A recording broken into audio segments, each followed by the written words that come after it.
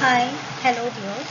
So we are going to move on to our next topic, and that is Plato.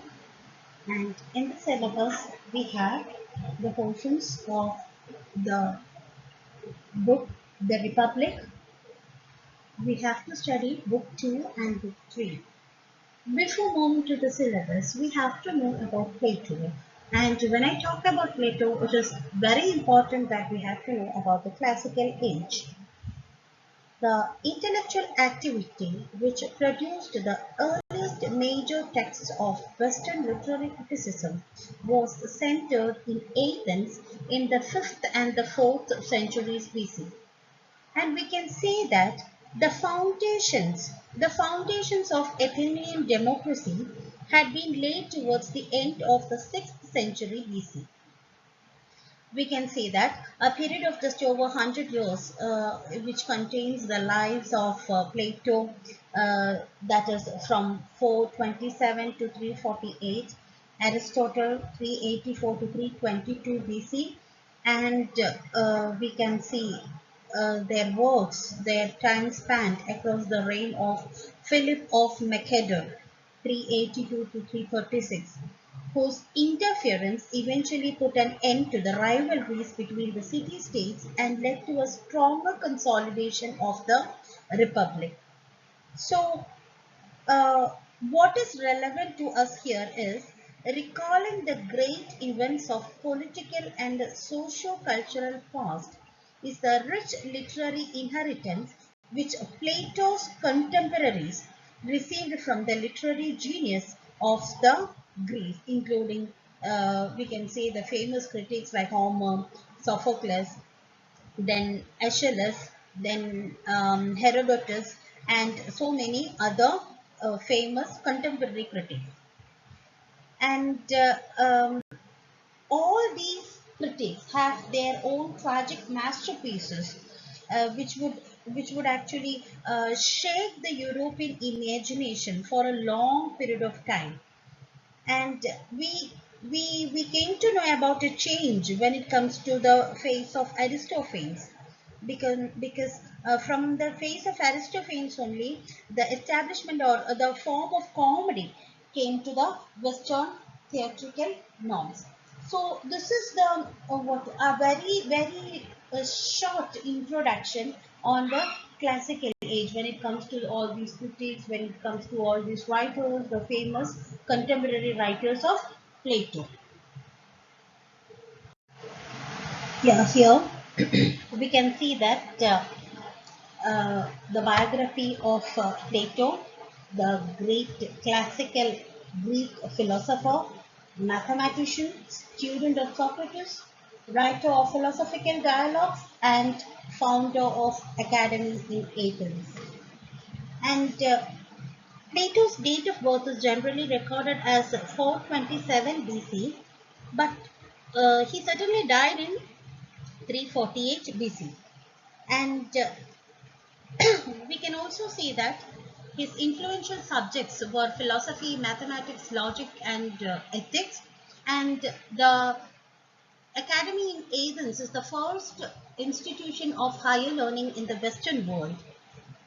The early life of Plato is only partially recorded in many. I have actually searched so much of sources, and the early life is really partially recorded. But it is known that he was born in an aristocratic family in Athens, and maybe this enabled him to gain a good education, where he soon impressed those around him, and with his speed of learning and clarity of thought. So this is something we can give for the introduction on Plato, and next we can see how he was related to Socrates.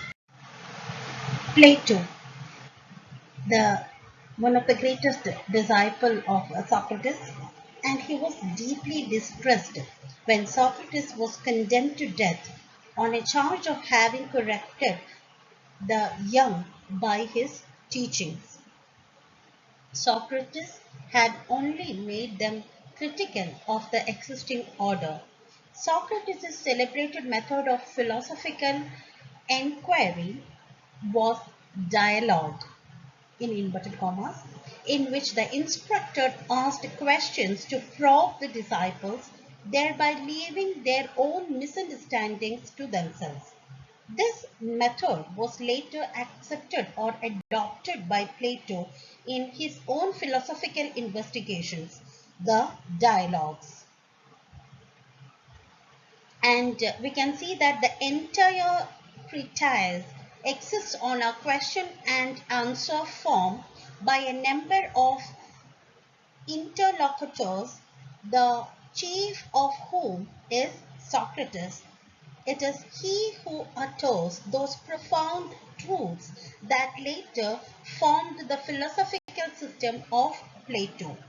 Plato's utterances on literature, which occur during the course of these philosophical discussions in several of his dialogues, more particularly in Beyond Cratylus, then Protagoras, Gorgias, Symposium, Republic, Phaedrus, Philebus, and Laws, although they are no more than scattered references in a bigger context. The profundity of their thought makes them a very important contribution to the art of criticism.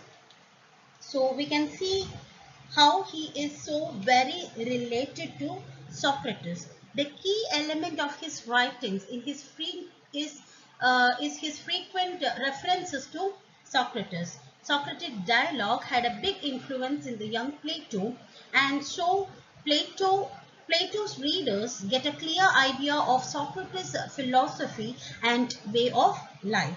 And we can see a very famous work of him, that is the Apology of Socrates, and he used his own interpretation and ideas which he learned from Socrates. The central doctrines of Plato. Plato wrote on a whole range of topics, but it is his ethics and general philosophy which seem to be his biggest interest. Plato wrote that he saw a distinction between the body, that means the corporal world, and the soul. He also saw a distinction between the imperfection of the material world and the highest ideals which transcend material imperfections.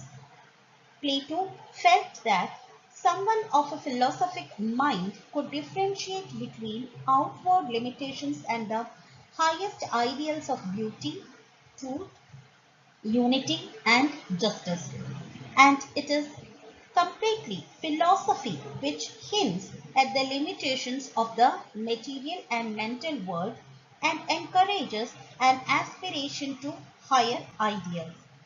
He also mentions that the life we live is based on the previous choices in either this incarnation of the soul or previous incarnations. Plato's philosophy was also heavily influenced by Pythagoras, especially his religious views on transmigration. And we can see that in politics, Plato developed the idea of philosopher king, someone who would be a wisdom lover and develop the necessary qualities to rule over his people with wisdom and justice. He makes the analogy to a ship's captain or doctor, someone who knows best what his patients need. This made Plato a critic of the current Athenian system of democracy. I hope you know what is the difference between wisdom, knowledge, and justice. And his style of teaching.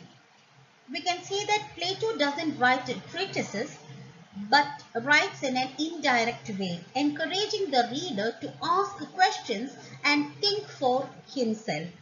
There is also signs of development and changes in thought, though some of this is due to uncertainty over whether letters ascribed to Plato were actually written by him. But like his teacher Socrates, Plato is often happy to play the role of observer rather than a preacher.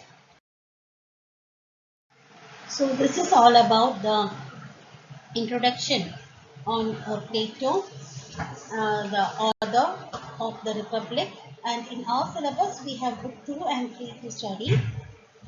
So I hope you're clear with all the slides.